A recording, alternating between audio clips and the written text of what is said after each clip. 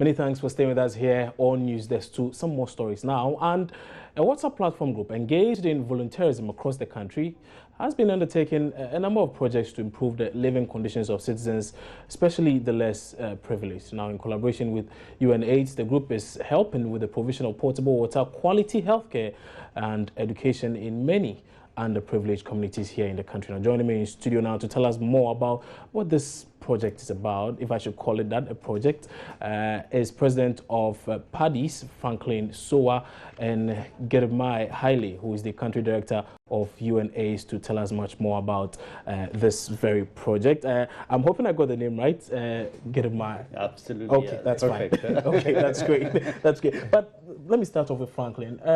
What is Paddy's about in the first place, really? Thank you very much, and good morning to viewers. Paddy's is basically a WhatsApp group of friends from professional backgrounds, diverse professional backgrounds to say the least, who believe in one thing, that no matter what you have, no matter how little, you can still make a difference in the lives of people. So we came together about 2 years ago. Last year was the second year. And as part of what we thought we could do as far as WhatsApp is concerned is, of course, have fun a bit, stressful lives, professional work and all that. So we thought that let's just come, have fun on the platform and then leave. But then you look at the capacity of people on the platform, doctors, journalists, senior presenters, some celebrities and all that. We thought that, look, we have the capacity to do a bit more than just having fun and sharing jokes and, the usual typical WhatsApp activities. So then we decided to register Paddy's as an NGO. So in the books of Ghana, Paddy's is an official group now. So though we are still a WhatsApp group, we are a force to reckon with as far as what we stand or represent is concerned. 2 years ago, we identified a village in Gaist, Kutaiman.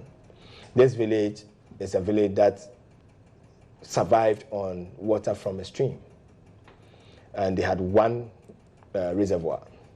So our understanding was that there are times when there's drought, then the entire village is in crisis because there's totally no water for the village.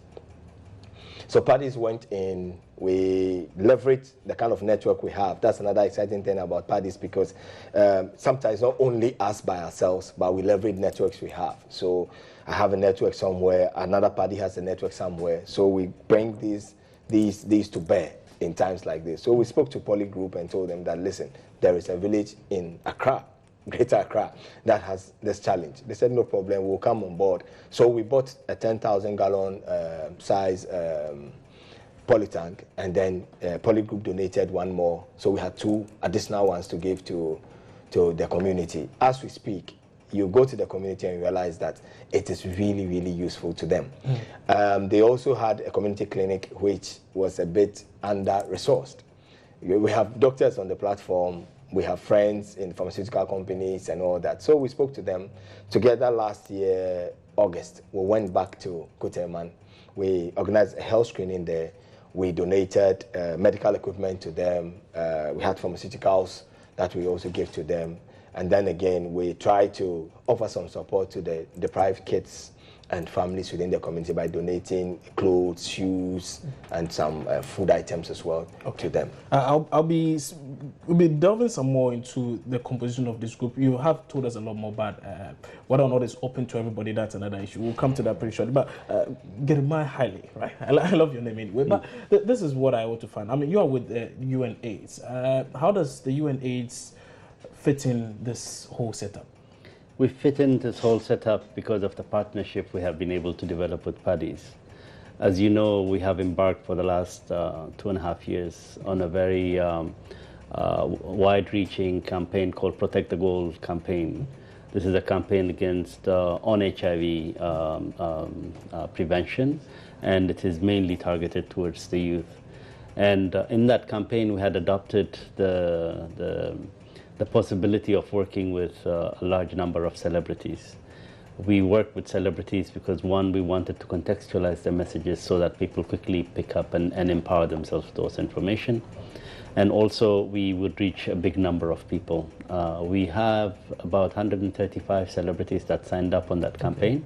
and we're reaching close to 5 to 7 million people through that contact today.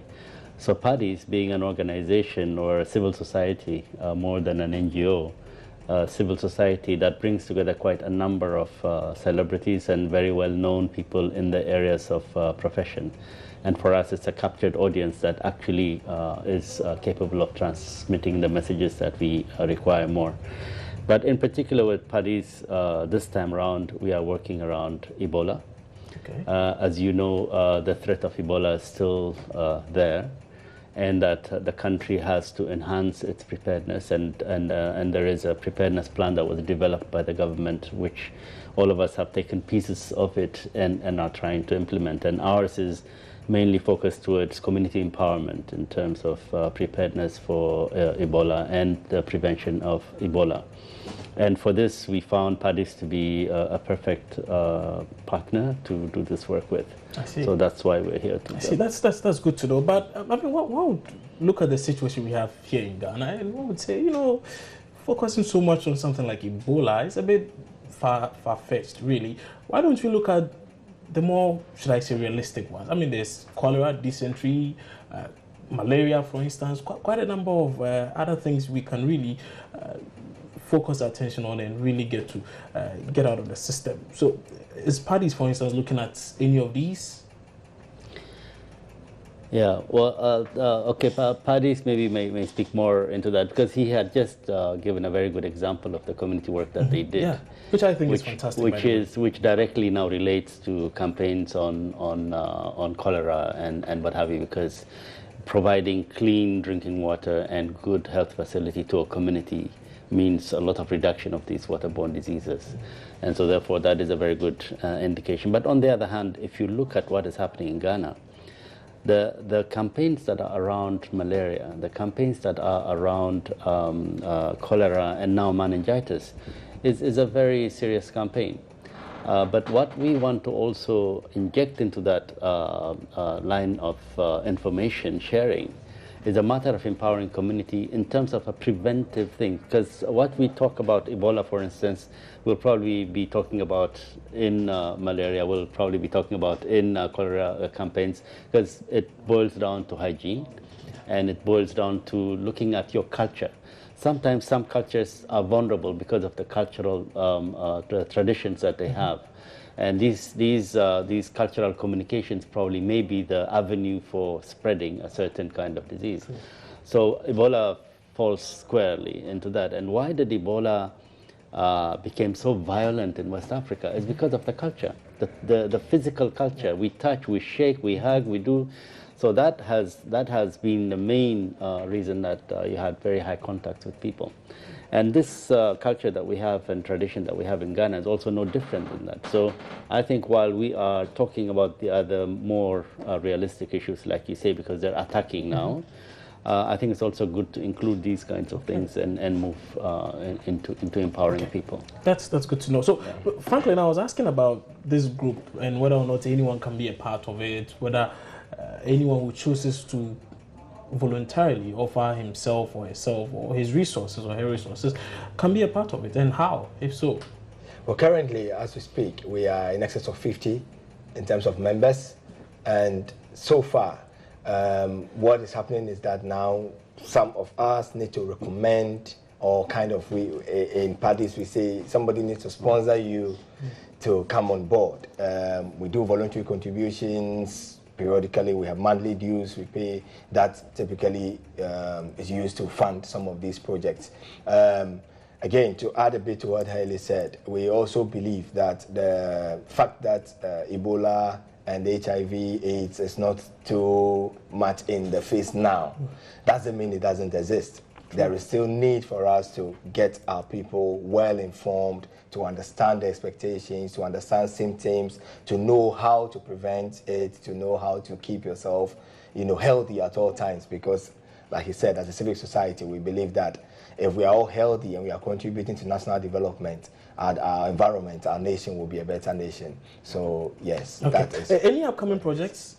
Yes, as we speak. I mean, tomorrow by this time, I'm sure that Jamestown will be full of Paddy's with our canvassers and our celebrities within the community of Jamestown. We are drumming home the fact that number one, it is time for us to have zero new HIV infections. Zero new HIV infections. It's possible. Yes. And then number two, no discrimination, because we need to agree that, yes, some of us, unfortunately, are already victims. So no discrimination. And then number three, no AIDS-related deaths. So for AIDS, these are the three key things we want the people to believe in, to accept the fact that, yes, it is possible, and we need to make it happen. Again, like Haley said, we need to empower the people to understand these things so they become like peer checks on each other when you are going out of your way and your peer, because they all are well informed and they all understand the issues.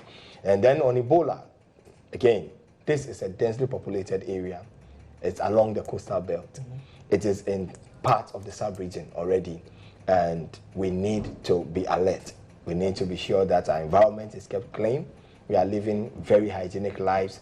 We are consistent on the fact that, yes, our culture allows us to have a lot of physical contact, but the risk is high, or is higher when we continue on that route. So can we avoid the physical contacts as much as possible?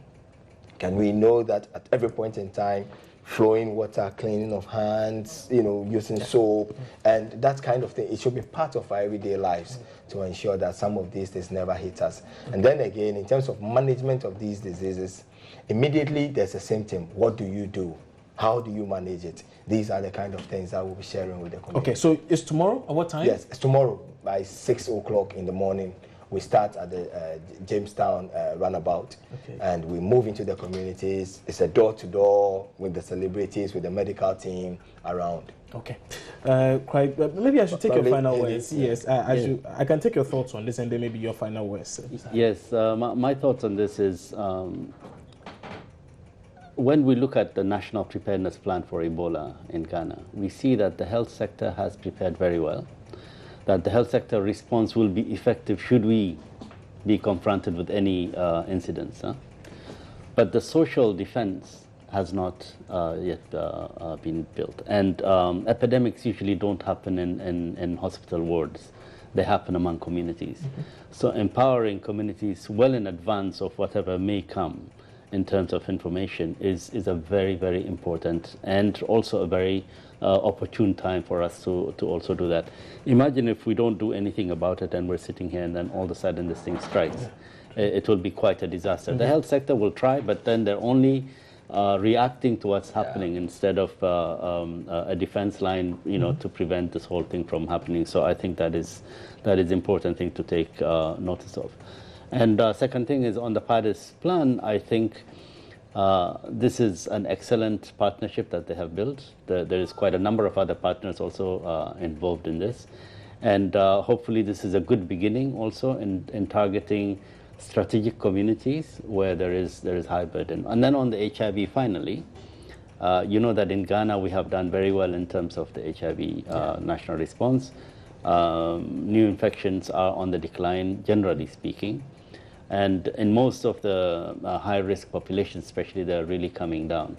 But there is one population that is not showing any difference, and maybe even there could be even an increase. And this is the urban, middle-class, professional students, people like you, people like who are in the universities and upper middle-class people.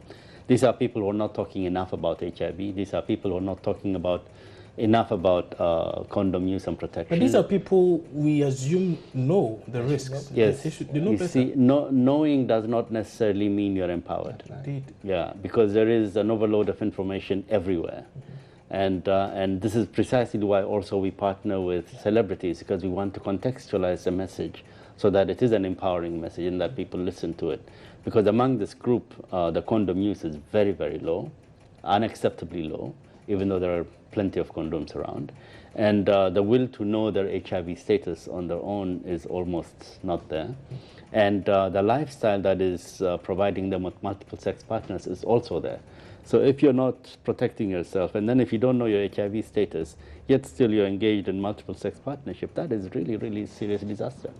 So we need to check this group somehow and also penetrate into this group to be able to get the messages out to them that this is where the danger is today. Right. Many thanks for your time on News Desk, gentlemen. We'll try as much as possible to pass by tomorrow if we can. And you did hear the final words from Gerimai Haile. He happens to be the country director for UNAIDS. You also heard me speak to Franklin Soa, who is president of Paddy's. That's it's an NGO now, but it's also a WhatsApp group that have undertaken quite a number of projects so far. They are beginning another one tomorrow at Jamestown. You say it starts at 6, right? 6. At Jamestown Runabout. Yes. Okay. You're watching News Desk here on your Joy News channel, Multi TV. We're taking a break. When we come back, Emmanuel Abuajiri joins us with business.